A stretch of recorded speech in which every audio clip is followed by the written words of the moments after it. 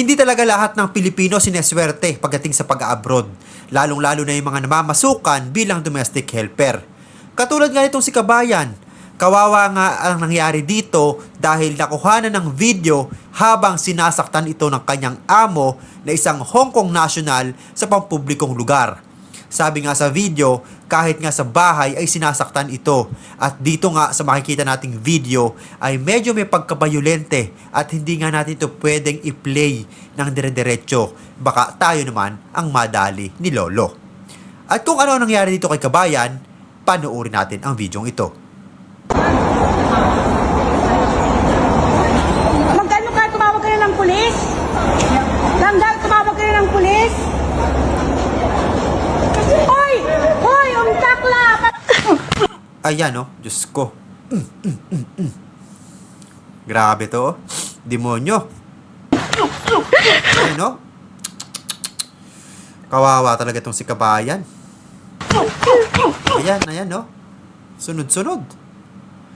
Grabe kung ganito ang amo nyo, mapapatay nyo eh, no? Napakawalang hiya. Ayan oh. Ilang beses yan, hindi lang isa, hindi lang dalawa, siguro mga mahigit 10 yung hampas na ginawa rito kay Kabayan. Ayan, no, may pailalim pa siyang tirang ganon. Grabe. Kawawa talaga, oh, walang kalaban-laban. Ayun, no, may yung last na tira niya, lakas nun. Sa likod.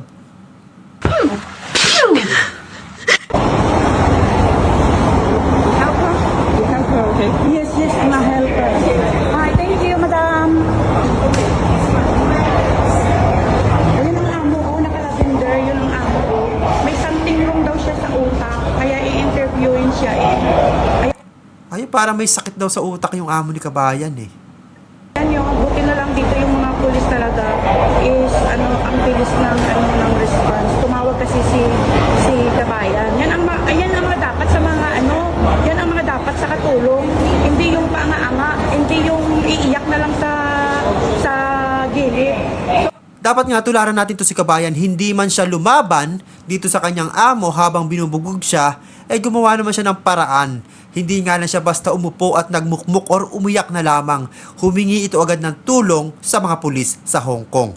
Ayan na siya guys, yung amo, parang normal naman ang itsura niya. Pero grabe guys, oo, may video talaga, kaya may video. Yung isa kong kasama na Chinese, may video at may video na prueba talaga guys na nakunan siya na binubugbog na yung maid. Tingnan mo naman ang itsura niya, parang normal naman. Parang wala naman si tsura niyang gagawa ng kalokohan, no? Pero yun nga, syempre, minsan nasa loob ang kulo ng isang tao, kaya kahit anong ayos ng itsura nito, syempre, hindi natin alam kung anong takbo naman ng utak nito. Buti dito guys, ang pulis talaga is bias. Ano bias? Yung fair. Oo, kasi basta mali ka kahit na taga-bugbog ka. Pero anyway guys, wala pa rin tayong alam kung ano talaga ang dahilan. Pero ang sabi ng ating kababayan is lagi siyang sinasaktan kahit sa bahay. So mabuti na sa labas sila at nang sinasaktan na siya, nakatawag siya ng pulis. So guys, sige na guys, thank you for watching. So, hindi alam ang dahilan ang pagkakasabi dito sa video. Pero, syempre, alam natin obviously may mali na nangyayari dito sa sitwasyon ni Kabayan.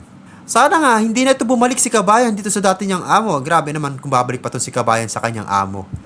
Sa likod nga ng mga nangyari sa kanya, babalik pa siya doon, syempre, baka hindi na lang siya saktan sa susunod. Baka patayin na siya nito. Kasi nga, walang pakialam mo, kahit nasa pampublikong lugar, sinasaktan siya. Kaya naman yung mga kababayan natin nakatagpo ng mabait na amo, ayus-ayusin yung trabaho nyo. Huwag tayong abuso. Mahalin natin ang ating trabaho at mahalin natin ang ating amo. Dahil sa bandang huli, yung pakikisama ang pinaka-importante. Pero kung dumating tayo sa ganitong sitwasyon at sinasaktan na tayo, huwag tayong magdalawang isip na lumapit sa mga embassy para humingi ng tulong. Kaya naman, kung ganito ang nararanasan natin at hindi na natin kaya ang pinagagawa sa atin ng ating mga amo, ay mas mabuting umalis na tayo bago pa mahuli ang lahat.